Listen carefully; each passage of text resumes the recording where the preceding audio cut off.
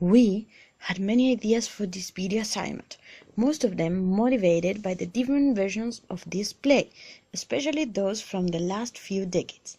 So, after our fair share of brainstorming possibilities, we decided to focus our work on two of the plays we have watched in classes. The first one be the movie adaptation from 1996, and the second one the play from last year of the National Live Theatre.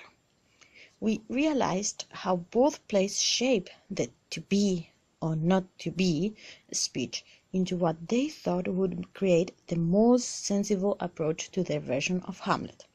This speech has been used in several movies, series, comedies, classes, etc., and it is a recurrent dilemma speech when one does not know which path to follow.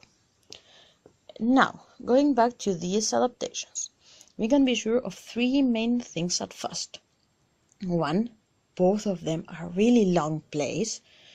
2. There was a great effort and work behind both of them. And 3. Even if it's obvious, the differences between a movie and a theatrical act are not that many if the work is done meticulously. Apart from those three statements, the point of this video is to remark our view of the two versions of the dreadful speech Hamlet delivers when he, impersonated by Kenneth Branagh, discovers the treason of his loved Ophelia, which is the last of several betrayals that he no longer can withstand.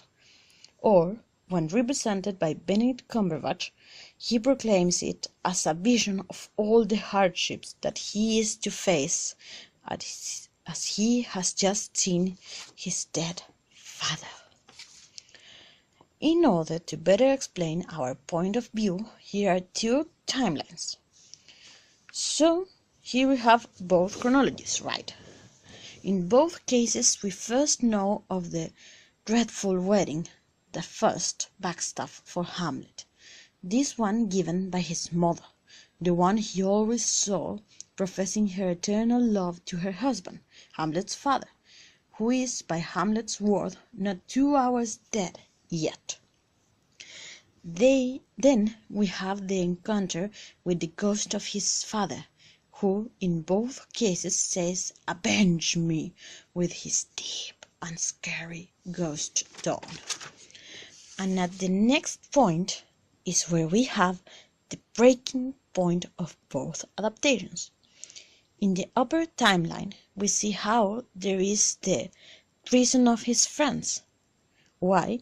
Because both of them, Rosencrantz and Guildenstern, are summoned by the Queen and King to spy on Hamlet, not because they care for their friend, but just as an act of obedience. And once Hamlet sees through the act, his awareness of his surrounding increases. In this same timeline, we then have how Claudius, Ophelia, and Polonius scheme a plan to unfold Hamlet's true affection, or not, towards Ophelia. And it's at this part where we can infer that Hamlet, having seen the scheme, that gives his speech as a way of expressing his knowledge of solitude and betrayal from those whom he loved and cared. Whether it is nobler in the mind to suffer the slings and arrows of a treacherous fortune, or to take arms against a sea of troubles, and by opposing end them. However, in the lower timeline, we see that this version delivers the speech once Hamlet has seen his dead father, and is not yet aware of all the treasons he is to suffer. We believe that the idea behind that act, and the further changes in characters' betrayals, is because this Hamlet is guided by his instinct and nature. Thus, he realizes after seeing the ghost that many will betray him, that he will not stand alive for much, and that he only has to follow through with his revenge. Then, when he meets Ophelia and her ambush, he is not so ready to search for her father and discover her trick, but then, when he encounters his friends, he is already not only faking madness, but also playing, since he only does what he wishes to do and is prepared to distrust his friends when he discovers the lack of argument and joy behind their words.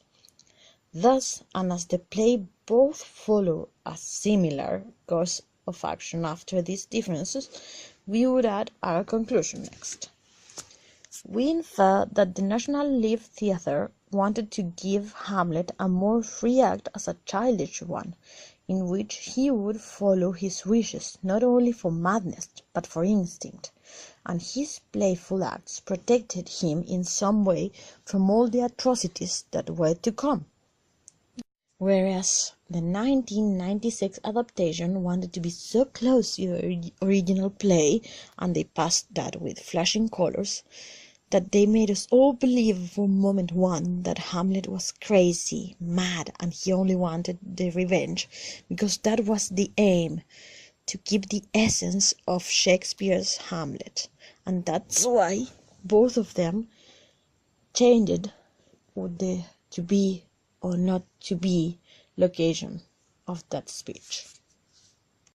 We left aside all the moral dilemmas for the convenience of time. Hope you have had a great time watching our videos.